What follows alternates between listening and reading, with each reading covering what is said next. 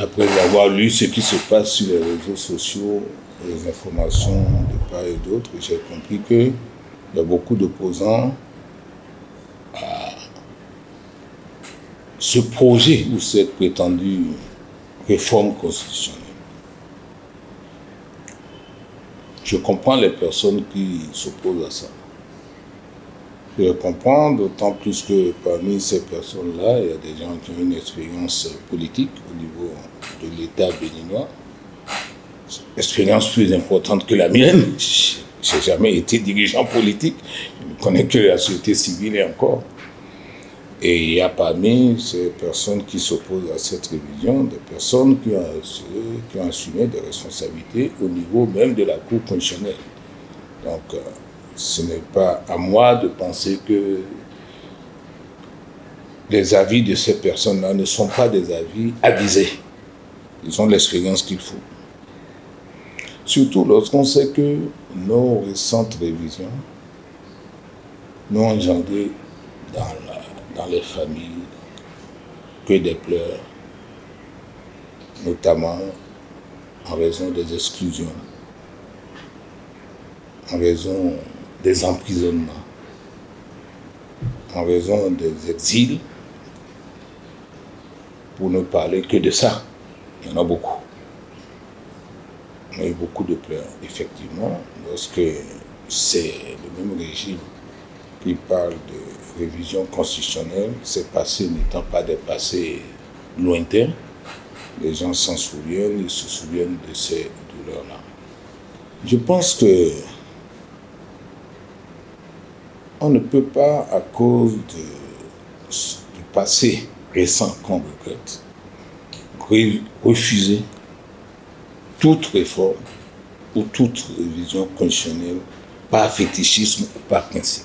Je crois qu'il faut se dire qu'un régime, quel qu'il soit, peut sentir le besoin de mieux faire ou de corriger les erreurs du passé. Et je pense que si tel est le cas, il s'agirait, dans le cas du Bénin, de réhabiliter notre démocratie qui a été démolie, pas seulement par endroits, mais à des endroits très importants, qu'on pourrait qualifier de réhabilitation. S'il s'agit de réhabiliter ce qui a été démoli, je ne suis pas sûr que je serai parmi ceux qui s'opposeraient à une telle réforme constitutionnelle, parce que ça, c'est pour le bien. Mais je ne peux pas être certain d'avoir raison, parce que quand on veut faire le bien, on devrait pouvoir le dire publiquement. Et la manière de faire ce bien, il ne s'agit pas, dans ce cas-là, de réforme en catimini. Il s'agit de débats publics, ouverts, impliquant tous ceux qui peuvent apporter de la matière à cette réforme.